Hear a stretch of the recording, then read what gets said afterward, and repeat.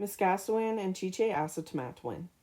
I want to begin by acknowledging that I live, learn, and experience life on Treaty 4 territory, the traditional lands of the nehiyawak, Cree, Nakawe, Anihsinapek, Saulteaux, Dakota, Lakota, and Nakota peoples, and the homeland of the Metis Nation. Further, I wish to establish that this acknowledgment is a commitment to live in relationship with the land with spirit and truth in mind. These treaties are sacred and are kihci-asotamatowin, promises made between sovereign nations and witnessed by the Creator. By discussing my ancestors, one can better understand where my own treaty story begins. One side of my family are settlers who were drawn to this land by promises of farmland and opportunity. They are represented in my piece by a depiction of privilege, a beautiful homestead. As discussed in my grandfather's book, they lived in log homes and flailed grain by hand and created a new life for themselves. From their eyes, they were able to build a life from nothing. However, I know that this is a common lie told by settlers, as the land here was never nothing. It was never empty. In my grandfather's book, it was described that the relationship between Indigenous people and my settler family was rooted in trust and was very generous. Sadly, this does not align with how settlers have treated Indigenous peoples and treaty. Settlers, my family included, took the land, the food, and the future, but abandoned the relationship in their teachings. The other side of my family were forced to come here after World War II. They were displaced, broken by war, placed in camps, and finally shipped to this land. They were not settlers in the same way, or with the same privilege, but they were put into the same system regardless. They too have benefited from the countless generations of broken promises.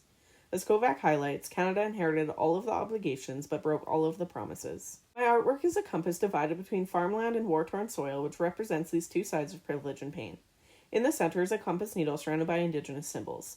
I do not have the needle pointing in a particular position as to speak to my continuous journey of figuring out how I fit in here. This needle challenges me to think about where I am in relation to treaty and reconciliation. Today my answer is miskasowin, finding oneself. Today I find myself between these two stories, but no longer passive. I'm growing more aware, and with this I am learning about my responsibilities physically, mentally, and spiritually. In mind, I commit to an ongoing education, reading from Indigenous authors, learning from elders, and challenging and unlearning colonial practices. With this, I have begun to commit myself to learning more from the Cree language, as I believe this will open space for a more relational worldview.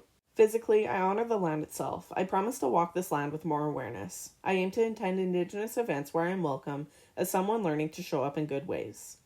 Miyo-wicehtowin teaches me how to be in good relations, not only with people, but with the water, the land, and all beings. I will continue to use my body to follow this principle. Spiritually, I commit to reflect, to pray, and to honor treaty. Sinclair highlights that things like territory acknowledgements are seeds, but I am now realizing the care that they need to grow. From here on out, I commit to treat my land acknowledgement as a spiritual commitment. I no longer will strive to say the right things, but rather to live differently. I want to be in better relations with the Creator and Indigenous peoples that have allowed me to live this beautiful life. I am on a path of learning what it means to be a good relative, as Bamford asks us to do. As a future teacher, I will bring these commitments to my classroom and ensure that Indigenous ways of knowing are foundational in my class, not just used as an add-on. I wish to make space for land-based learning and for Indigenous education. I hope to challenge the colonial curriculum for mathematics and science by acknowledging the social construction of knowledge as well as the ways in which these subjects can be taught to support Indigenous and non-Indigenous students alike. The Truth and Reconciliation Commissions tells us that reconciliation involves accountability to the land, language, and spirit.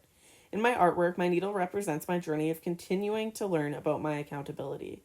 I am on a journey of learning and figuring out where I need to go and understanding how I got to where I am now. I am ready to ask questions and I am ready to listen for answers. I will use my miskasowin story and my kihci-asotamatowin to continue to learn and to grow and forever remember that treaty is not a thing. It is a living entity, and I have a responsibility to this land.